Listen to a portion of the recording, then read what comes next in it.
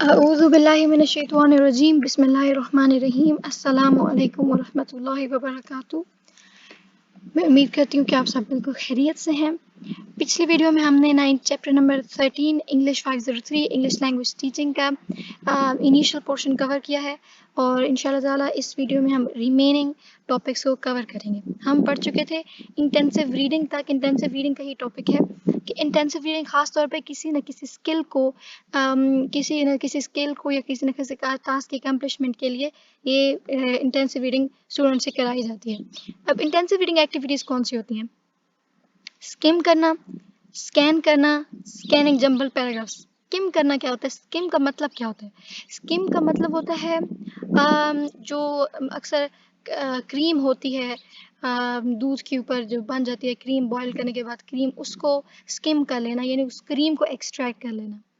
या मीनिंग इस तरह से जो के ऊपर ग्रीस बन जाती है, जैसे कि लिक्विड्स के ऊपर ग्रीस होती है, उन ग्रीस को स्क्यूज आउट कर लेना, उनको बाहर निकालना, इन्हें स्किम कर लेना। स्किम का मतलब क्या हुआ कि जब इसी तरह से जब अगर दही की लस्सी बनाई जाती है तो उसके अंदर उसके ऊपर एंड पर जो ग्रीसी मटेरियल हमें मिलता है जिससे बाद में बटर बनता है, उसको फिर अगर हम उसको निकाल लेते हैं यानी उसको हमने स्क्वीज़ किया है और उसको जब हम वो ऊपर से निकाल लेते हैं, ग्रीस निकाल लेते हैं, तो मतलब हम स्किम कर रहे हैं। स्किम का मतलब क्या होता है कि कोई भी पैराग्राफ हम रीड कर रहे हैं, कोई भी पेज हम रीड कर रहे हैं, तो उसका खुलासा और निचोड़ हासिल कर लें।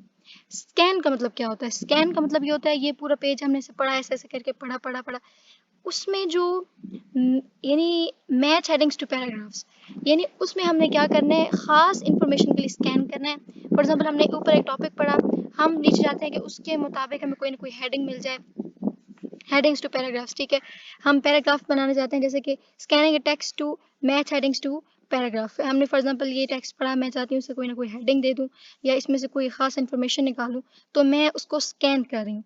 इस तरह स्कैन करूँगी jumble paragraphs to make them put in the correct order, यानी कि सारे जो पैराग्राफ ऐसे ऑर्डर में नहीं है बल्कि डिसऑर्डरली हैं तो मौजूद हैं, तो मैं उन्हें स्कैन करूँगी कि इस पैराग्राफ को मैंने जल्दी से पढ़ लिया, इंपॉर्टेंट इन्फॉर्मेशन अखज़ कर ली, इसको मैंने पढ़ा और इंपॉर्टेंट इन्फॉर्मेशन अखज़ कर ली। इस तरह से फिर मैं इनको जंबल पैराग्राफ्स को ऑर्डर में यानी तरतीब दे दूँगी आफ्टर स्कैनिंग। तो इसमें role of a teacher in higher classrooms, organiser के तौर पे रोल कैसे होता है कि टीचर उन्हें उनके लिए वो मटेरियल इकट्ठा करते हैं कि आपने ये मटेरियल पढ़ना है, और इसके अलावा उन्हें बताते हैं कि what is the purpose of your reading. इसके अलावा ऑब्जर्वर भी होते हैं। ऑब्जर्वर कैसे होते हैं कि give the student due space when they're reading on their own, restrains from interrupting the reading, observes the student progress when they're reading as it may give us clues what to do next। तो वो observe कर रहे होते हैं intensive readers की speed को, उनकी जो स्ट्रेटजीज यूज़ करते हैं उसको ऑब्जर्व कर रहे होते हैं ताकि उनकी बेहतरी के लिए कोई और स्ट्रेटजीज को अपनाया जाए। इसके अलावा फीडबैक ऑर्गेनाइजर होते हैं। Feedback session is arranged to check whether students have completed reading task successfully। Teachers may start by having them compare their answers in pairs. Ask students to say where in the text they find relevant information. Help teachers to know comprehension problems students may have come across, needs to be supportive in order to sustain students' motivation। अब feedback organiser चूँकि IR उनको खास skills के लिए दिए जाता है, तो टीचर कॉम्प्रहेंशन सवाल होते हैं, कॉम्प्रहेंशन क्वेश्चंस होते हैं, तो टीचर एंड पे रीडिंग के बाद उनसे पूछते हैं कि आपने इस टेक्स्ट में क्या पढ़ा, या उस टेक्स्ट से रिलेटेड कोई भी क्वेश्चन होते हैं, जैसे कि हमारे अक्सर सवाल भी आते हैं इंग्लिश के पेपर्स में। ये इट्स वेरी इंपॉर्टेंट क्वेश्चन होता है कि ये टेक्स्ट आपने पढ़ा, इसमें इन सवालों के जवाब नहीं, तो वो कॉम्प्रहेंशन चेक करने के लिए होता है, तो वो फीडबैक ऑर्गेनाइजर भी होते हैं। इसके अलावा प्रॉम्प्टर होते हैं कि prompt students notice certain language features when they have read the next. एक तो मोटिवेटर्स तो वो होते ही हैं, लेकिन साथ साथ वो प्रॉम्प्टर्स भी होते हैं, बच्चों को प्रॉम्प्ट करते हैं, इंस्टिगेट करते हैं कि आप इन लैंग्वेज के इन चीज़ों पर गौर करें, ये इन्फॉर्मेशन पर गौर करें। अब question of vocabulary learning, a common paradox in reading lessons, students may be worried about meaning of every single word whereas teachers may focus on understanding।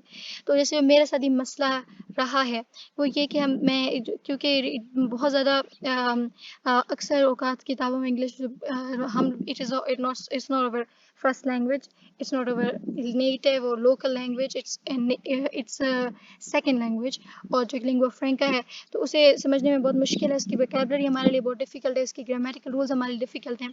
तो अब जब हम एक पैराग्राफ पढ़ना शुरू करते हैं तो उस पैराग्राफ में इनिशियली यहाँ तक कि इनिशियली ये होता है कि एक पे लाइन में भी हमें 3 से 4 अल्फाज मिल जाते हैं, जो मेरे साथ इनिशियल और अभी भी माशाल्लाह इम्प्रूवमेंट है आप में। आप यानी ये मैं मिसाल इसलिए दे रही हूँ ताकि हम इसको जो एक्सटेंसिव इंटेंसिव रीडिंग स्ट्रेटजीज हैं इसको अपनी ज़िंदगी में अप्लाई करें। कि इनिशियली हमें वोकेबलरी बहुत ज़्यादा डिफ़िकल्ट होती है, तो इस वोकेबलरी के अगर हम रुक जाएँ बीच में, तो जो सारा पीछे से हमारा रिदम होता है वो सारा टूट जाता है। मानी जो कॉम्प्रहेंड हम कर रहे होते हैं, चीज़ों को मिला रहे होते हैं, इंटीग्रेट कर रहे होते हैं, वो टूट जाता है।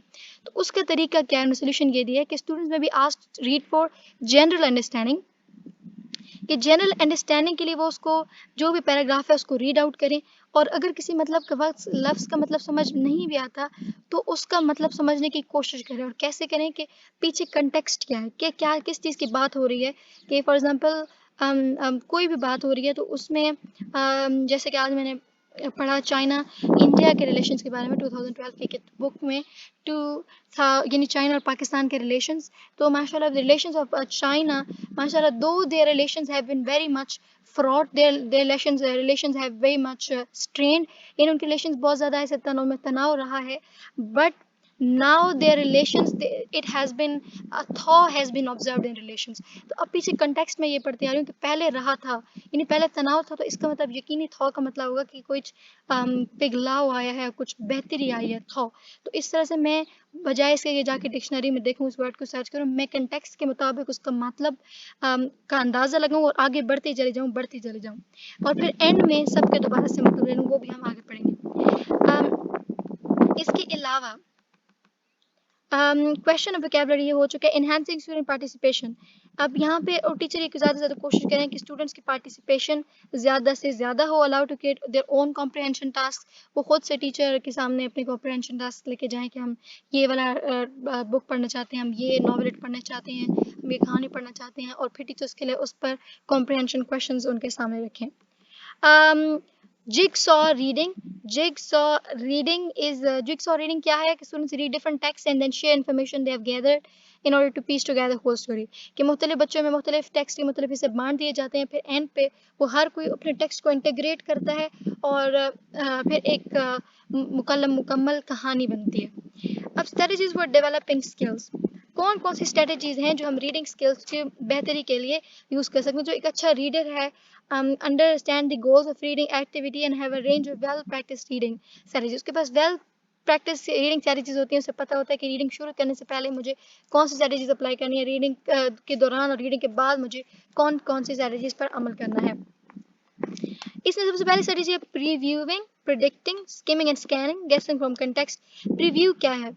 कि जब कुछ फॉर एग्जांपल एक पेज पढ़ने लगे हैं, एक ऐसे पढ़ने लगे हैं, उसके पहले उसके जो मेन हेडिंग है, उसके सब हेडिंग्स हैं, उसके अंदर कोई पिक्चर है, उसके अंदर कोई मैप है, उनको देखें और उनको देखकर हम समझने की कोशिश करें, एक सेंस लें कि इसके अंदर इस ऐसे के अंदर क्या चीज़ होगी। तो यानी एक sense of structure of the content लें। अच्छा, प्रिडिक्टिंग क्या है? कि using knowledge of subject matter to make predictions about content and vocabulary and comprehension। कि फॉर एग्जाम्पल मैं चाइना और इंडिया या पाकिस्तान रिलेशंस के बारे में बात करूँ, तो उसमें अगर मुझे ये पता है कि चाइना और पाकिस्तान रिलेशंस और मुझे कुछ इसके बारे में पहले नॉलेज है, तो उसमें उसके बुनियाद पर कुछ ये प्रिडिक्ट करूँ कि इसमें यकीनन ये कुछ सी पैक के बारे में होगा इसमें, या फिर इंडिया से मुतालिक से कुछ होगा, या कुछ अमेरिका से मुतालिक होगा।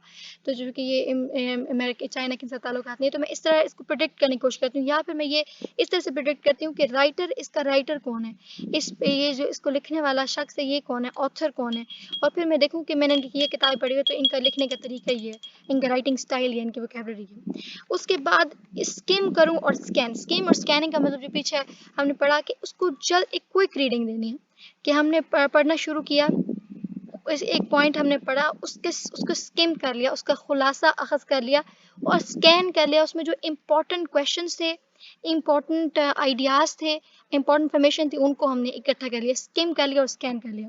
इसके अलावा गेस फ्रॉम कंटेक्स्ट के उसके दौरान जो हमारे पास मुश्किल वोकैबुलरी या अननोन वर्ड्स आए, उन पर रुक जाने के बजाय हम लोगों को चाहिए कि हम आगे बढ़े और उनके मानी हम कंटेक्स्ट से, जैसे मैंने पीछे मिसाल दे चुकी हूँ कि कंटेक्स्ट के पीछे इसका क्या चीज़ हम पढ़ें, इसका फिर क्या मतलब होगा। उसके बाद paraphrasing, stopping at the end of section to check comprehension by restating the information and ideas in text. यहाँ पर पैराफ्रेज की एक डायग्राम है कि पैराफ्रेज होता है कि पैरा का मतलब क्या है, फ्रेज का मतलब आपको पता है कि एक group of word which doesn't have complete, which does not has complete meaning. अब पैराफ्रेज है तो पैरा से क्या बनता है, यानी put the text in your own words. जब हम वोकैबुलरी भी याद सारी कर चुके और हम उससे मतलब समझ आ गए कंटेक्स्ट से, तो अब पैराफ्रेज करेंगे, जो कुछ हमने पढ़ा उसे अपने अल्फाज में लिखेंगे। Avoid copying the text, and आर से बनता है रीअरेंज सिमिलर टेक्स्ट। ए से बनता है ask yourself if you included all the important points, यानी एक किस्म के आपने नोट्स बना लेने हैं और ये जो चीज़ पूरे ऐसे में आपने पढ़ी उसमें वो वर्ड इस्तेमाल नहीं करने, वो वोकैबुलरी इस्तेमाल नहीं करनी, बस उस वोकैबुलरी को जो चीज़ें इमिटेट कर रही होती हैं, यानी इसके उसी का मतलब उसी जैसे जो मतलब पेश कर रही होती है हमने उन्हें लिखना होता है। समराइज करना मतलब ये कि जो आपने important generating appropriate questions about the text, repairing miscomprehension. तो यानी कि हमने यानी हमारे जहन में इसमें क्या, इसमें रीजंस क्या है, इसके कॉजेस क्या हैं, किसने इस बारे में लिखा, किसने फॉर एग्जाम्पल ये चाइना पाकिस्तान रिलेशन, तो कब इनमें बेहतरी आई, कब इनमें तनाव आया, तनाव आने की वजूहत क्या थी, अगर कभी आया तो वैसे नहीं ऐसा कभी हुआ, मगर पाकिस्तान और चाइना के रिलेशन में बेहतरी क्यों आई, कॉजेस क्या थे, फिर उसके इफेक्ट्स क्या थे। तो इसी तरह से समराइज करना। अब हाउ दिस स्टडीज में be introduce in the classroom, कि बाय मॉडर्नाइज स्ट्रेटजीज अलाउड, कि टीचर खुद एक दफ़ा उनको प्रैक्टिस करके दिखाए, पूरे पैराग्राफ को पढ़ के दिखाए कि स्कैनिंग किस तरह की जाए, पैराफ्रेजिंग किस तरह की जाए, ताकि उन्हें आइडिया स्किमिंग कैसे की जाए। उसके अलावा by aligning time in class for group and individual activities as preparation for in class and out class reading. By aligning time, उनको ग्रुप जो ग्रुप्स बनाई जाए क्लास में, उनको वक्त दिया जाए कि वो इन स्ट्रेटजीज पर अमल करें और फिर प्रेजेंटेशन से ओरल इंटरव्यूज दें।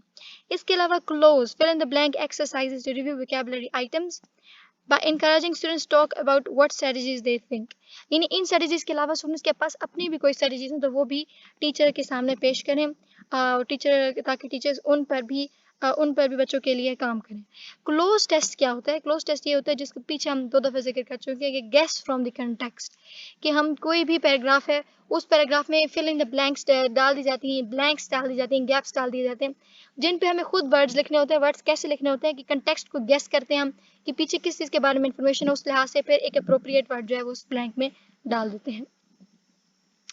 उसके बाद what are the goals and techniques for teaching reading to maximise their comprehension, यानी एम क्या है, aim to produce students who can use reading strategies. Teachers का एम ये होता है to maximise their comprehension of text, ये text को उनको समझ आ जाए, relevant and non irrelevant information tolerate less than word by word comprehension. तो टीचर ये चाहते हैं जो बच्चों की रीडिंग कॉम्प्रिहेंशन आईआर के जरिए से या ईआर के जरिए से, नहीं इंटेंसिव या एक्सटेंसिव रीडिंग के जरिए से बेहतर करना चाहते हैं, तो उन्हें चाहिए कि रेलिवेंट के यानी वो ये देखना चाहते हैं, उनकी तवक्को ये है कि जिस पर वो कोशिश कर रहे हैं कि बच्चों की कॉम्प्रिहेंशन सलाहियत को बेहतर किया जाए, कि कम से कम टाइम में उसको पैराग्राफ को अच्छी तरह वो समझें, उसका मतलब अखज़ करें।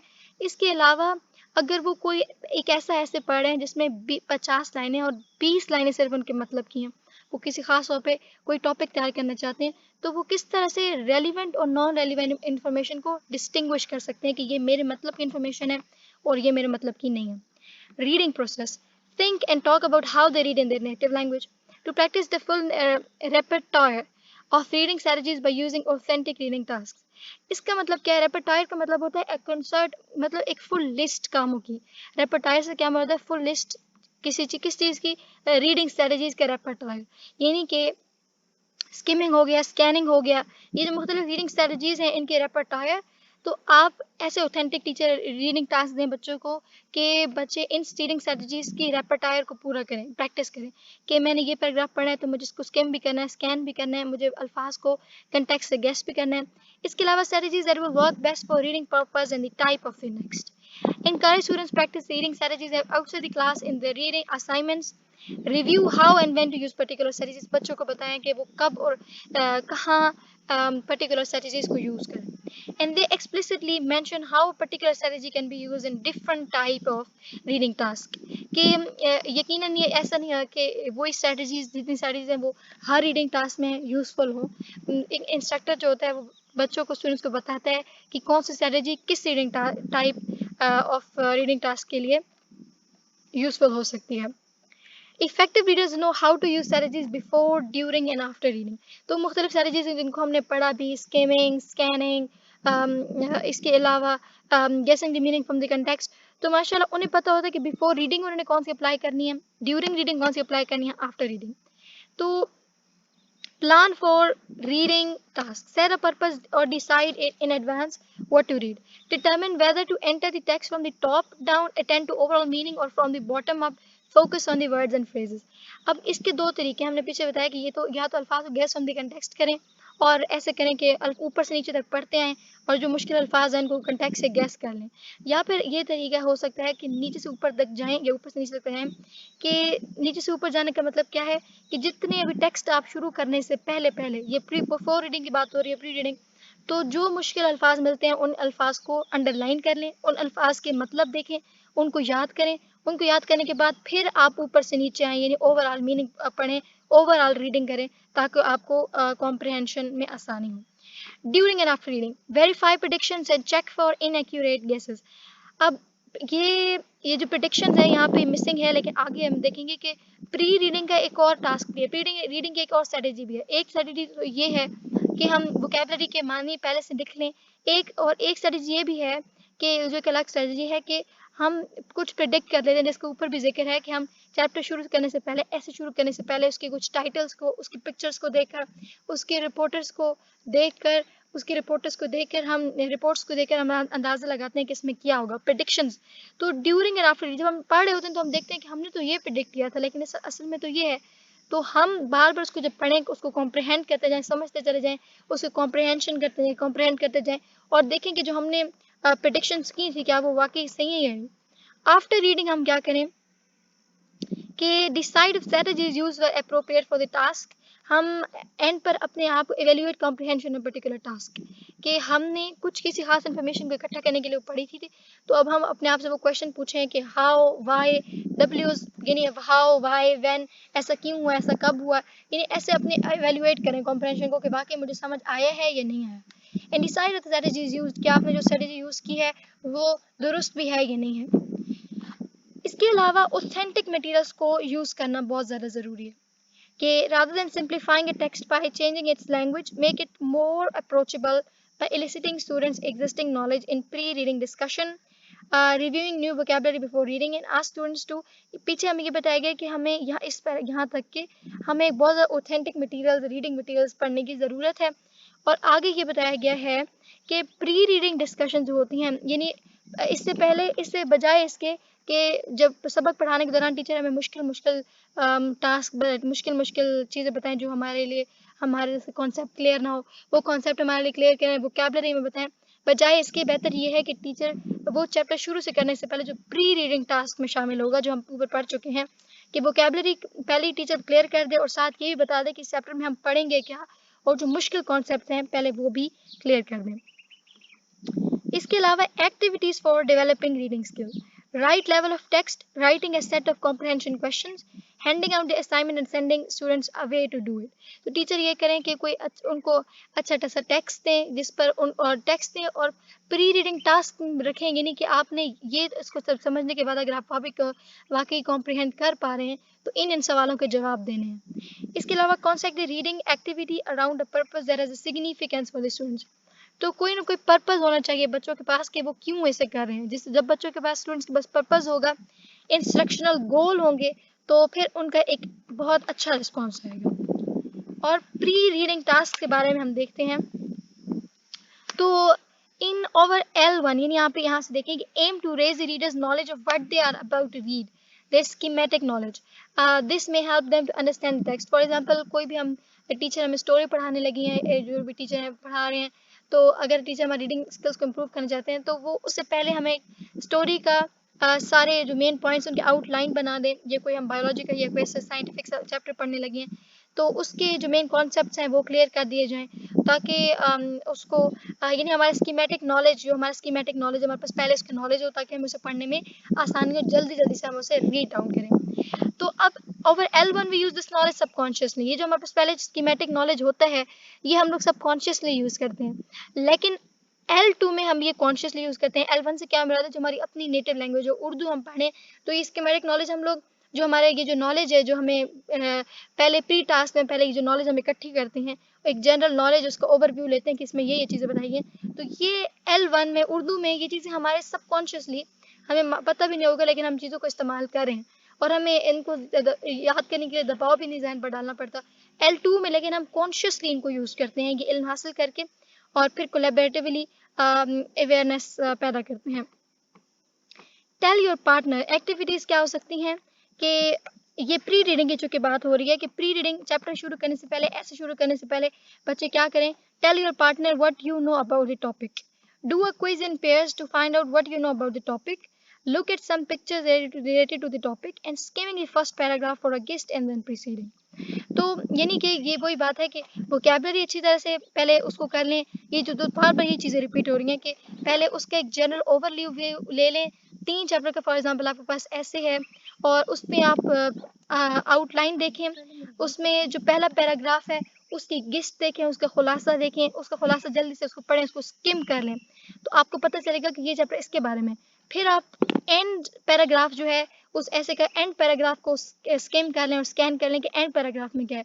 तो फर्स्ट पैराग्राफ एंड पैराग्राफ की स्किमिंग के बाद पिक्चर्स को देखने के बाद हम कुछ प्रेडिक्शंस हम कुछ तखमीने लगाएंगे कि इस ये चैप्टर है अबाउट दिस थिंग। तो ये प्रेडिक्शंस होती हैं। अब ये नीचे बताया हुआ है कि प्रेडिक्शन हम किन किन चीज़ों पर लगा सकते हैं, किन किन चीज़ों पर हमारे तखमीनों की बुनियाद होती है। तो अ टाइटल और visuals, knowledge of the author, scheme of the first paragraph. Scheme यानी अब वही मैंने बताया कि पहले पैराग्राफ को लुबी लुबाब हासिल कर लें, आखिर के लुबी लुबाब हासिल कर लें। Reading the end, predicting the beginning. तो एंड को या तो आप ऐसे करें कि पहला पैराग्राफ पढ़ लें और एंड पैराग्राफ की पढ़ें, या फिर सिर्फ आप एंड पैराग्राफ पढ़ें, उसकी स्कीमिंग कर लें, तो आप देखेंगे ये चीज़ होगी किसके बारे में। या फिर टाइटल या कोई तस्वीरें दी हुई हैं या कीवर्ड्स, टेक्स्ट में जो कीवर्ड्स जो जिनको हाईलाइट ज़्यादा किया गया, उनको अगर आप जल्दी से देखें तो आप कहेंगे ये चीज़ मैंने पढ़ी हुई है, ये चीज़ नहीं पढ़ी हुई, और एक ओवरव्यू लें, उसको प्रीव्यू करें और प्रिडिक्ट करें। तो ये प्री रीडिंग टास्क होते हैं। अब यानी अब आपने यानी ऐसे शुरू करने से पहले ये काम किया, प्रिडिक्ट किया, वोकैबुलरी को अपने लिए आसान बनाया, आपने उन चीज़ों से आउटलाइन से, ऑथर के ज़रिए से, विजुअल्स के ज़रिए जो तस्वीरें थी, कोई मैप था, कोई हाईलाइटेड वर्ड से, टेक्स्ट थे, उनके ज़रिए से आपने वो चीज़ें निकाली। Reading task, while reading task, जब आप पढ़ रहे होते हैं उस दौरान रीडिंग को बेहतर करने के लिए कौन कौन से टास्क होते हैं या टीचर कौन से टास्क दे सकते हैं? Slashed cut up text, this is generally collaborative active reading activity. Jigsaw reading और स्लैश कट अप टेक्स्ट एक जैसे हैं। इसमें क्या होता है कि टीचर एक टेक्स्ट, एक ऐसे एक चैप्टर है फॉर एग्जांपल, वो एक chapter for example it is so mister chips का कोई भी चैप्टर है फॉर एग्जांपल, तो वो जो कि एक स्टोरी, एक नॉवल है मिस्टर चिप्स के ऊपर, वो स्कूल टीचर। तो मिस्टर चिप्स के ऊपर जो चैप्टर है, टीचर उसके एक चैप्टर को मुख्तलिफ 10 स्टूडेंट्स में तकसीम कर देती हैं और हर स्टूडेंट को टीचर वो टास्क देती हैं, यानी आपने 2 पैराग्राफ पढ़ने हैं, एक ने 3 पढ़ने हैं, एक ने 2, इस तरह से। और फिर एंड पे टीचर उनसे कहती हैं कि हर कोई, और टीचर उनके सामने पेश करते हैं एक कॉम्प्रिहेंशन क्वेश्चन की एक लिस्ट कि ये कॉम्प्रिहेंशन क्वेश्चन है, इनके आपने जवाब देने हैं। अब उनमें से एक स्टूडेंट ऐसा नहीं होगा जो उन सबके जवाब दे सके, क्योंकि उनमें से हर एक के हिस्से में आधी आधी इन्फॉर्मेशन आई है। तब उन सब के वो अपने अपने हिस्से की इन्फॉर्मेशन इकट्ठी करेंगे, फिर उसे कोलैबोरेट करेंगे और एक पूरी स्टोरी बनाएंगे, जैसे जैसे पीछे हमने जिग्सॉ स्टोरी पढ़ी, जिग्सॉ रीडिंग। तो जिग्सॉ रीडिंग स्लैश करेंगे रीडिंग। अब रनिंग और रीडिंग क्या है? Running or reading care, this approach especially lends itself to scanning, as the idea is to encourage students to read as quickly as possible in race. तो running और reading ये एक बहुत important task है, एक बहुत इंपॉर्टेंट स्ट्रेटजी टीचर यूज़ कर सकते हैं रीडर्स को उनकी रीडिंग एबिलिटी को बेहतर बनाने के लिए। वो क्या है? अच्छा, इसका मेन फोकस है स्कैनिंग पे, और स्कैनिंग हमने क्या पढ़ा, क्या है कि जो भी हम चीज़ पढ़ रहे हैं, again I would give the example of China Pakistan relations so that your rhythm may not be broken. उसी को जहन में लेकर चले चाइना पाकिस्तान के रिलेशन को। तो अब मैंने एक पैराग्राफ पढ़ा या मैंने कोई न्यूज़पेपर में आर्टिकल पढ़ा, उसको मैंने जल्दी से स्कैन किया और मैं चाहती हूँ, ये देखना चाहती हूँ कि रिलेशंस आगाज़ कब हुआ, मैं सन देखना चाहती हूँ, मैं देखना चाहती हूँ इंपॉर्टेंट इवेंट्स कौन से हुए। बीच में बहुत सारे कोटेशंस भी होंगी, या कोटेशंस अगर मेरे मकसद की नहीं है तो मैं इनको छोड़ती जाऊंगी। जो इंपॉर्टेंट पॉइंट है कि इस साल में ये हुआ माशाल्लाह, और इस साल में ये हुआ, इस तरह दोस्ती को बहुत ज़्यादा हाइट मिली, तो मैं ये नहीं, ये फ्रेंडशिप किस तरह इंप्रूव हुई, तो मैं स्कैनिंग के लिए जल्द से जल्द किस तरह मैं पढूं। रनिंग और रीडिंग का मकसद ये है कि बच्चों को जल्द से जल्द कैसे वो पढ़ें। रनिंग एंड रीडिंग एक्टिविटी, अब इसमें क्या होता है, आपके पास अगर आप चाहें तो इसे पढ़ सकते हैं, वैसे आप यकीनन इंशाल्लाह ताला you would be able to write down, jot down what I am saying. आप इसे मेरी ज़बान में से समझें और फिर आप अपने अल्फाज में से लिख सकते हैं। रनिंग रीडिंग एक्टिविटी में क्या होता है कि टीचर क्लासरूम के स्टूडेंट्स, क्लासरूम में मौजूद स्टूडेंट्स के दो ग्रुप्स बना देते हैं, ए ग्रुप बी ग्रुप बना देते हैं, और ए ग्रुप जो है, ए ग्रुप को एक कॉम्प्रहेंशन क्वेश्चन की एक लिस्ट थमा दी जाती है, और बी ग्रुप के जो स्टूडेंट्स होते हैं, बी ग्रुप के जो स्टूडेंट्स होते हैं, उनके उनके पीछे क्लास के एंड पर एक जो नोटिस बोर्ड होता है, क्लास की आखिरी दीवार पर, उस पे नोटिस बोर्ड पर एक टेक्स्ट चिपका दिया जाता है। तो अब यानी दो रोज मौजूद है, एक रो है ग्रुप ए वाली और एक रो है ग्रुप बी वाली। ग्रुप ए से कोई भी स्टूडेंट एक क्वेश्चन पूछता है, ग्रुप बी के किसी भी क्वेश्चन से, किसी भी बच्चे से, किसी भी स्टूडेंट से कोई क्वेश्चन पूछता है, अब वो क्वेश्चन के बारे में उसने पहले रीड डाउन नहीं किया, और टीचर ने जो उस क्वेश्चन का जवाब जिस टेक्स्ट में है वो टेक्स्ट पीछे लगा दिया है, पीछे नोटिस बोर्ड के साथ चिपका दिया है, वहाँ पे मौजूद है। जैसे ही स्टूडेंट जो ग्रुप ए का बच्चा है, जैसे स्टूडेंट बी से पूछेगा कि आपने वो ये क्वेश्चन का जवाब दें, चूंकि पहले से उसने पढ़ा नहीं होगा, वो भाग कर जाएगा पीछे, उसके पास लिमिटेड टाइम होगा, वो पीछे जाएगा भाग के, नोटिस बोर्ड पर मौजूद टेक्स्ट को जल्दी से स्कैन करेगा, जल्दी से मुझे जल्दी से इसकी इन्फॉर्मेशन मिले, इसका जवाब मिले। इससे उसके पास लिमिटेड टाइम होगा, तो वो जल्द से जल्द पढ़ने की कोशिश करेगा, तो उसकी स्कैनिंग इंप्रूव होगी और ज़्यादा से ज़्यादा उसके नॉलेज हासिल करने की वो कोशिश करेगा, तो वो भाग के पीछे पलट कर जाएगा और जल्दी से पढ़ेगा, यानी उसकी स्कैनिंग इंप्रूव होगी। फिर इसी तरह से ये जो ग्रुप ए के बच्चे हैं, ग्रुप ए का फिर ये क्वेश्चन आस्किंग जो रोल है, ये कोई दूसरा बच्चा ले सकता है, तीसरा बच्चा, चौथा बच्चा ले सकता है। इसी तरह ग्रुप बी का जो आंसरिंग रोल है कि कौन उसको आंसर कह रहा है, वो आगे से आगे बच्चा बढ़ता जाता है, पहले स्टूडेंट जवाब दिए, फिर दूसरे ने, फिर तीसरे ने, फिर हर स्टूडेंट इस तरह भाग कर पीछे जाता है, वो जल्दी से स्कैन करता है टेक्स्ट को कि जो मुझसे क्वेश्चन पूछा गया है, टीम ए ने मुझसे पूछा है, वो टीम बी के रुकन होने के ऐसे मैं उसको फौरन से फौरन जवाब दूँ। तो ये है रनिंग एंड रीडिंग एक्टिविटी। इसका मेन फोकस है स्कैनिंग पे। आपसे पूछा जा सकता है कि रीडिंग और रनिंग एक्टिविटी का मेन फोकस किस पर है, it lends itself to the scanning. और slash to cut effect ending में इसका जिक्र कर चुकी हूँ। अब पोस्ट रीडिंग टास्क क्या है, telling someone about what we have written is very natural reaction to text. अब पोस्ट टेक्स्ट एक्टिविटीज क्या होंगी कि जब हमने टेक्स्ट पढ़ लिया, ऐसे पढ़ लिया, आर्टिकल पढ़ लिया, तो उसके बाद हम खुद से या तो सवाल पूछें कि हमने इस टेक्स्ट में क्या पढ़ा, क्यों पढ़ा, मतलब ये जो इसमें चीज़ें थी ये क्यों हुई, कब हुई, कैसे, क्या असर हुआ, वगैरह वगैरह। बहुत सारे क्वेश्चन जो हम ले सकते हैं। अब पोस्ट में ये होता है कि डिस्कशंस हो, समराइजिंग टेक्स्ट हो, रिव्यूइंग टेक्स्ट हो, तो जो टीचर बच्चों को टास्क दे और उनसे फिर क्लास में आके कहें कि वो उनको ओरल इंटरव्यू दें, बच्चों को सामने रिव्यू करें कि इस बुक में हमने, इस नॉवल में या इस स्टोरी में हमने ये पढ़ा।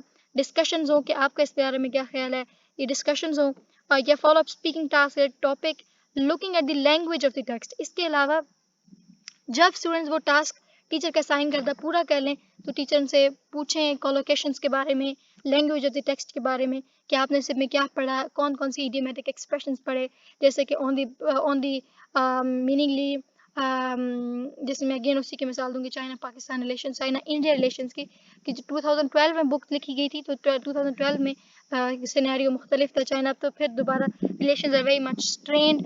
अब वो उनमें था नहीं ना, वो तो 2012 में नजर आया था, तो 2012 में उन्होंने लिखा कि जो हॉस्टिलिटीज़ हैं, hostilities between China and India, they are on the back burner, sorry, on the back burner का मतलब ये है कि very much उनकी प्रायोरिटी बहुत कम है, यानी वो बिल्कुल अब अहम नहीं रहे, बिल्कुल कम हो चुके हैं, they are very much less prior. तो ये मैंने इडियोमेटिक एक्सप्रेशन पढ़ा, तो ये नहीं टीचर पूछ सकते हैं, और टीचर पूछें बच्चों से कि आपने इसमें क्या पढ़ा, लैंग्वेज कैसी थी टेक्स्ट की। सो माशाल्लाह, that is all with this chapter. मैं उम्मीद करती हूँ कि आप समझ गए होंगे इसके मेन पॉइंट्स के, और इसे अपनी ज़िंदगी में इम्प्लीमेंट करेंगे अपनी रीडिंग एबिलिटीज़ को स्ट्रॉन्ग करने के लिए, कि माशाल्लाह स्किम कैसे करना है, स्कैन कैसे करना है, और जल्द से जल्द कैसे गुजरना है, और जल्द से जल्द कम से कम टाइम में कितनी ज़्यादा इन्फॉर्मेशन इकट्ठी करनी है। वस्सलामु अलैकुम।